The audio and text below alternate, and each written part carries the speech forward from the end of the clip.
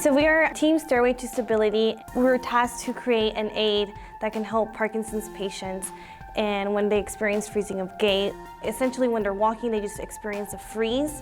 And right now the standard is to use a laser cane, which really, it just projects a laser line on the ground and they step over it, and that helps them overcome freezing. It doesn't work for everyone, and it's kind of like not everyone wants to carry around a cane in public.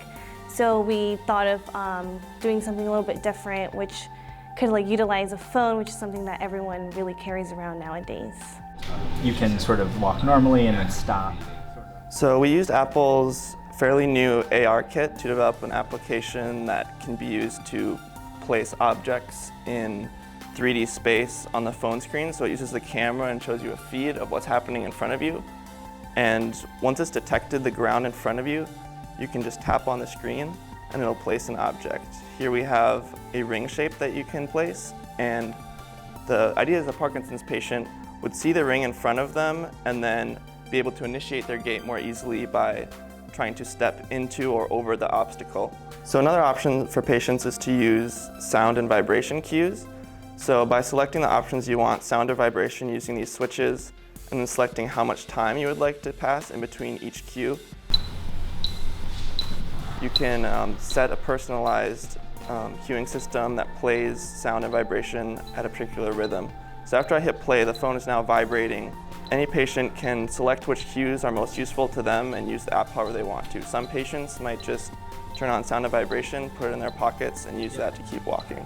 So now that we've actually finished the initial prototype of our application, we have two main categories that we need to look into now. So first, we have to actually start testing the application on some patients. So we reached out to the Houston Area Parkinson Society, and they connected us with 3 or 4 patients that we plan on testing in the next week or so, with the two main goals of getting feedback on the application so we know what we can improve on, and to make sure we actually are doing better than the gold standard that's out there, which is the laser cane that we showed earlier. How would you say this walking aid compares to the laser cane we just tried?